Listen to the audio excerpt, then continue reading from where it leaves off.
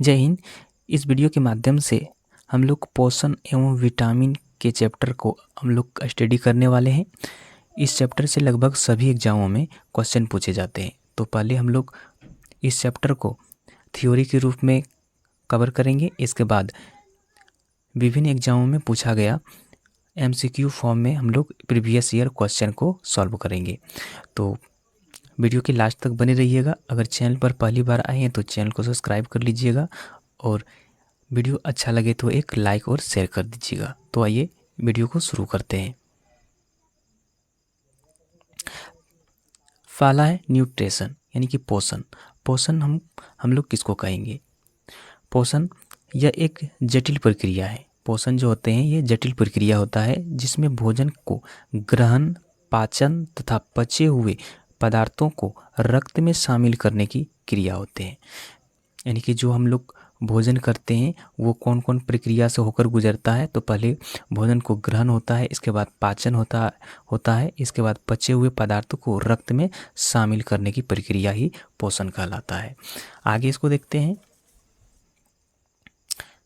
आगे है पोषण के द्वारा शरीर के निर्माण, शरीर के लिए जरूरी ऊर्जा की पूर्ति तथा शरीर के अंदर होने वाले टूट फूट के मरम्मत की कार्य भी पोषण के जरिए भी होता है।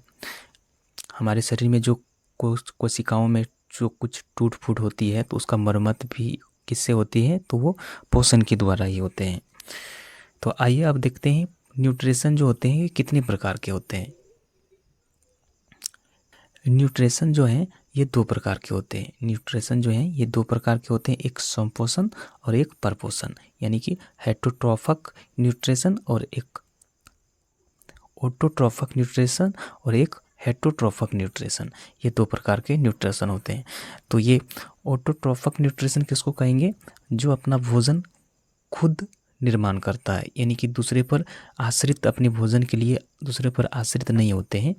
जबकि परपोषण जो है ये दूसरे पर अपने भोजन के लिए आश्रित होते हैं। उसको क्या कहेंगे? हेटरोट्रॉफिक और परपोषण कहेंगे और स्वपोषण कहेंगे, जो अपने भोजन खुद निर्माण करता है।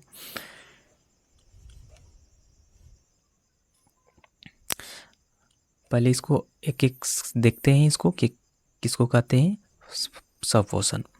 यानी कि वैसे पोषण जिसमें जीव अपना भोजन स्वयं बनाते हैं, वैसे पोषण जिसमें जीव अपना भोजन स्वयं बनाते हैं उसे क्या कहेंगे? उसे कहेंगे ऑटोट्रॉफिक न्यूट्रिशन।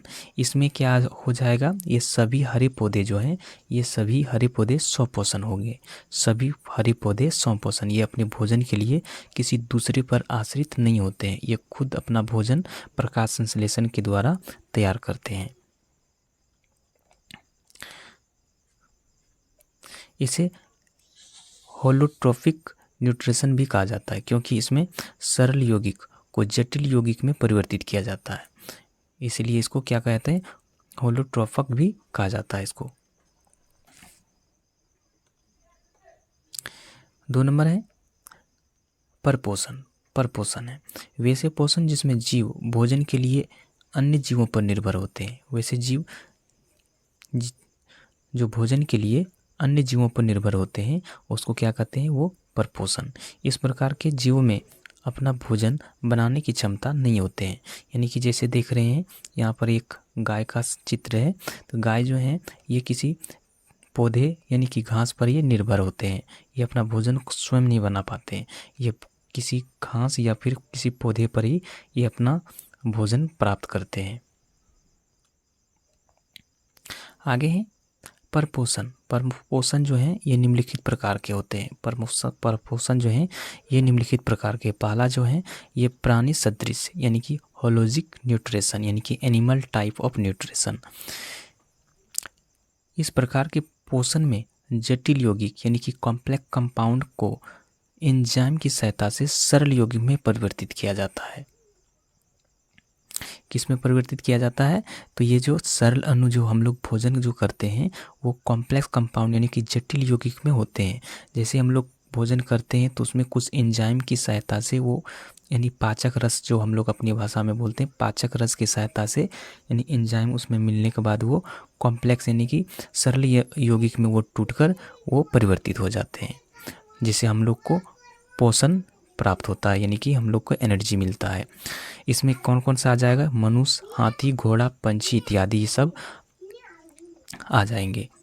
अब है मृतजीवी पर पोषण। मृतजीवी पर पोषण वैसे पोषण जिसमें जीव अपना भोजन अन्य जीवों के मरे हुए शरीर को सड़ाकर प्राप्त करते हैं।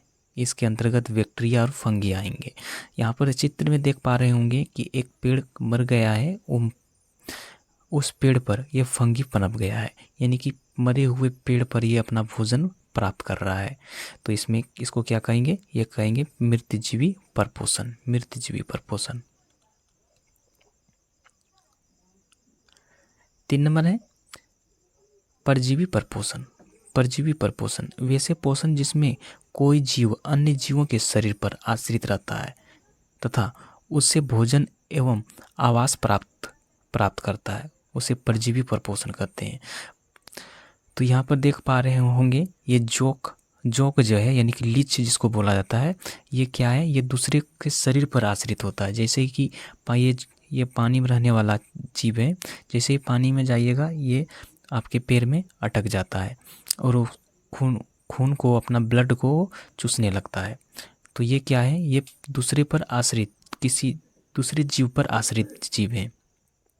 तो ये क्या हो जाएगा? ये परजीवी परपोषण में है। अब है स्तनधारियों में पोषण। स्तनधारियों में पोषण जो है ये 3 प्रकार के होते हैं। एक हर्बीवोरस यानी शाकाहारी, और मांसाहारी कार्निवोरस, और एक ओमनिवोरस होते हैं। तो इसको देखते हैं कि इसमें क्या कौन कौन से आता है। वैसे जीव जो अपना भोजन पौधों से प्राप्त करते हैं शाकाहारी कहलाते हैं।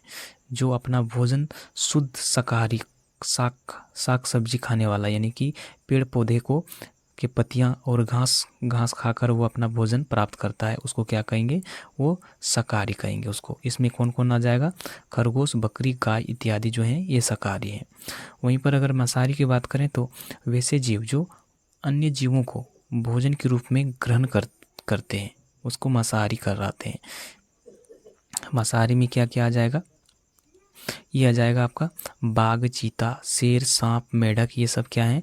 ये दूसरे जीव, यानी कि अपने से छोटे जीव या फिर किसी मरे हुए जीव को मांस खाकर अपना भोजन प्राप्त करता है। तो ये क्या हो जाएगा? मांसाहारी।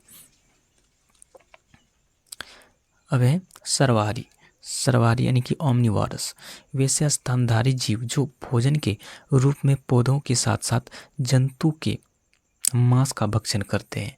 यानी कि वो तो साग सब्जी खाता ही है, घास या फिर पेड़ पौधे की पत्तियां खाता ही है, प्लस में उसके साथ साथ मांस भी खाता है, जंतुओं का मांस भी खाता है। इसमें से क्या हो जाएगा? इसमें सबसे एक नंबर पर जाएगा मनुष्य, जंगली सुअर, चिंपची, ये भालू जो हैं ये ओमनिवोरस में आते हैं। आगे है भोजन के अवयव। भोजन के अवयव मनुष्यों में शारीरिक आवश्यकताओं को पूर्ति के लिए भोजन की आवश्यकता होती है, जिसमें कुल मिलाकर 40 तत्व होते हैं। हम लोग जो भोजन करते हैं उनमें से सिर्फ कार्बोहाइड्रेट, प्रोटीन और वसा ही नहीं होते हैं, उनमें से और भी तत्व होते हैं। उसमें से अगर कुल तत्व की बात करें तो उसमें से 40 तत्व होते हैं। उनमें से मुख्य जो तत्व होते हैं वो कार्बोहाइड्रेट, प्रोटीन और वसा होते हैं। मुख्य तत्व होते हैं कार्बोहाइड्रेट, प्रोटीन और वसा, और उसके अलावा खनिज लवण, जल और विटामिन होते हैं। इनके अलावा खनिज लवण, जल और विटामिन होते हैं इनका मुख्य तत्व। आगे इन तत्वों के आकार के आधार पर 2 भागों में बांटा गया है। 2 भागों में पहला जो भाग है वो माइक्रोमोलिक्यूल्स हैं। माइक्रोमोलिक्यूल्स को किसको कहेंगे? भोजन में मौजूद वैसे अणु जिनका आकार बड़ा होता है। भोजन में वैसे अणु जिनका आकार क्या होता है? बड़ा होता है, उसको माइक्रोमोलिक्यूल्स कहा जाता है। बृहत अणु के यानी कि माइक्रोमोलिक्यूल्स को पचाने के दौरान सूक्ष्म अणु में परिवर्तित किया जाता है। जब ये पचता है तब जाके ये सूक्ष्म अणु में परिवर्तित होता है। तो ये इसका जो प्रकार है ये निम्नलिखित है। आइए इसको देखते हैं कौन कौन सा इसका प्रकार है। तो ये पहला प्रकार जो है इसका, ये कार्बोहाइड्रेट जो जब ये पचता है तब जाके ये ग्लूकोज के रूप में परिवर्तित होता है। वहीं पर अगर प्रोटीन की बात करें तो प्रोटीन जब पचता है तो ये एमिनो एसिड में बदलता है, और वसा जो है वसा जब पचता है तो ये फैटी एसिड में बदलता है, फैटी एसिड में। तो ये है उसका सूक्ष्म रूप। अगर वहीं पर कार्बोहाइड्रेट की सोर्स का बात करें, कार्बोहाइड्रेट जो कहाँ से हम लोग को सबसे ज़्यादा प्राप्त होता है, तो हम लोग चावल, रोटी और आलू जो खाते हैं उसमें सबसे ज़्यादा कार्बोहाइड्रेट पाया जाता है। और प्रोटीन जो है शाकाहारी को सबसे ज़्यादा प्रोटीन दाल से और सोयाबीन से प्राप्त होता है। अगर वहीं पर वसा की बात करें तो वसा जो है सभी तेलीय पदार्थ में वसा पाया जाता है। तो ये है। अब है सूक्ष्म अणु यानी मैक्रोमोलिक्यूल्स। भोजन में मौजूद वैसे घटक जिनका आकार छोटा होता है सूक्ष्म अणु कहलाते हैं, यानी कि ये ऑलरेडी सूक्ष्म ही रहता है, इसको पचाने की ज़रूरत नहीं होता, ये पचाने की आवश्यकता नहीं होती, ये खुद अपने उसी फॉर्म में रहता है जिस फॉर्म में इसको शरीर को आवश्यकता होते हैं, उसी फॉर्म में ये रहते हैं। तो इसमें कौन कौन से आ जाएंगे? ये आ जाएंगे विटामिन्स, खनिज लवण और वाटर आ जाएगा। विटामिन और खनिज लवण और वाटर आ जाएगा इसमें। अब है माइक्रोमोलिक्यूल्स यानी वृहदत अणु। इसमें सबसे पहले आ जाएगा कार्बोहाइड्रेट। इसमें क्या आ जाएगा? पहले हो जाएगा कार्बोहाइड्रेट। कार्बोहाइड्रेट को पढ़ते हैं। कार्बोहाइड्रेट जो है ये भोजन के सबसे बड़ा भाग होता है। कार्बोहाइड्रेट जो है ये भोजन को सबसे बड़ा भाग होता है। कार्बोहाइड्रेट कार्बन, हाइड्रोजन तथा ऑक्सीजन से बना यौगिक, जिसे हाइड्राइटेड कार्बन भी कहा जाता है, जिसको क्या कहा जाता है? हाइड्राइटेड कार्बन। इसका सामान्य सूत्र की बात करें तो CH2ON होता है, इसका ये सामान्य सूत्र होता है। इसका रचना के आधार पर कार्बोहाइड्रेट दो प्रकार के होते हैं। रचना के आधार पर कार्बोहाइड्रेट दो प्रकार के होते हैं। एक होते हैं वैसे कार्बोहाइड्रेट, सिंपल कार्बोहाइड्रेट, एक सिंपल कार्बोहाइड्रेट होते हैं। इसको वैसे कार्बोहाइड्रेट जिसमें शर्करा के एक ही अणु पाए जाते हैं। ऐसी कार्बोहाइड्रेट जिसमें शर्करा का एक अणु पाए जाते हैं, उसको सिंपल कार्बोहाइड्रेट कहा जाता है। अब इसमें एक अणु पाया जाता है तो इसको नाम क्या दिया है? मोनोसैकेराइड। एक अणु पाने के कारण इसमें सिंपल कार्बोहाइड्रेट में शर्करा का एक अणु पाने के कारण इसको नाम क्या दे दिया है? मोनोसैकेराइड। मोनोसैकेराइड इसका दूसरा नाम क्या हो? सिंपल कार्बोहाइड्रेट का दूसरा नाम क्या बोल सकते हैं? तो इसको मोनोसैकेराइड भी बोल सकते हैं। अब है मोनोसैकेराइड। मोनोसैकेराइड को देखते हैं। इसे पचाने की आवश्यकता नहीं होती है। मोनोसैकेराइड जो है इसे पचाने की आवश्यकता नहीं होती है। ये ऑलरेडी जिस फॉर्म में शरीर की आवश्यकता होती है वैसे ये मौजूद होते हैं। ये जल में घुलनशील होते हैं। ये मोनोसैकेराइड जो होते हैं ये कहाँ पर होते हैं? ये जल में घुलनशील होते हैं। आगे है, इसे ग्रहण करने पर शरीर की शीघ्र ही ऊर्जा प्राप्त हो जाता है। इसे ग्रहण करते ही शरीर को शीघ्र ही ऊर्जा प्रदान हो जाता है। इसमें से आ जाएगा ग्लूकोज। जैसे ही हम लोग गर्मी के दिन में ग्लूकोज पानी के साथ मिला के पीते हैं तो वैसे ही हमारे शरीर में एनर्जी प्राप्त हो जाता है। ग्लूकोज, फ्रक्टोज, लैक्टोज ये सब आपका आ जाएगा। अब है कॉम्प्लेक्स कार्बोहाइड्रेट। कॉम्प्लेक्स कार्बोहाइड्रेट्स को कहेंगे वैसे कार्बोहाइड्रेट जिसमें मोनोसैकेराइड से अधिक अणु मौजूद होते हैं। वैसे कार्बोहाइड्रेट जिसमें मोनोसैकेराइड से अधिक अणु मौजूद होते हैं उसको क्या कहेंगे? कॉम्प्लेक्स कार्बोहाइड्रेट कहेंगे। ये दो प्रकार के होते हैं, एक डाइसैकेराइड और एक पॉलीसैकेराइड। डाइसैकेराइड और एक पॉलीसैकेराइड होते हैं। अब डाइसैकेराइड किसको कहेंगे? वैसे कार्बोहाइड्रेट जिसमें मोनोसैकेराइड के दो अणु पाए जाते हैं उसको क्या कहेंगे? डाइसैकेराइड। ये जल में घुलनशील होते हैं। इसका याद रखिएगा, ये जल में घुलनशील होते हैं। अब है मल्टोज। इसका निर्माण जो है ग्लूकोज के दो अणु से होते हैं। मल्टोज का निर्माण ग्लूकोज के दो अणु के मिलने से होते हैं। वहीं पर मल्टोज अंकुरित बीज यानी कि और सुक्रोज गन्ने में होते हैं। मल्टोज जो हैं वो अंकुरित बीजों में तथा सुक्रोज यानी कि गन्ने में होता है। अगर इसका सोर्स की बात करें तो इसका निर्माण जो है ग्लूकोज तथा फैक्टोज के अणु द्वारा होता है। लैक्टोज, इसका निर्माण ग्लूकोज तथा ग्लाइकोज के द्वारा होता है। लैक्टोज की सर्वाधिक प्रतिशत मात्रा मानव के माता के दूध से होते हैं। लैक्टोज जो है मानव के माता के दूध में सर्वाधिक पाया जाता है। अब है ट्राइहोल्सेस, यह कीटों के रक्त में पाया जाता है। इसका निर्माण ग्लूकोज के 2 अणु से मिलने से होता है। अब है पॉलीसैकेराइड, वैसे कार्बोहाइड्रेट जिसमें मोनोसैकेराइड के बहुत सारे अणु यानी कि 2 से अधिक होते हैं उसे पॉलीसैकेराइड कहा जाता है।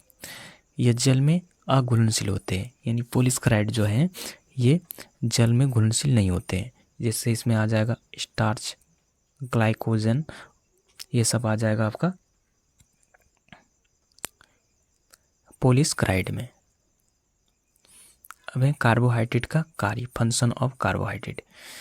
इसका कार्बोहाइड्रेट का कार्य क्या होता है? ये होते हैं शरीर का ऊर्जा प्रदान करना, ग्लूकोज के रूप में ऊर्जा उत्पादन के लिए ईंधन का काम करते हैं ये, और पॉलीसैकेराइड के रूप में कोशिका और संयोजी ऊतक की रचना में भी भाग लेते हैं।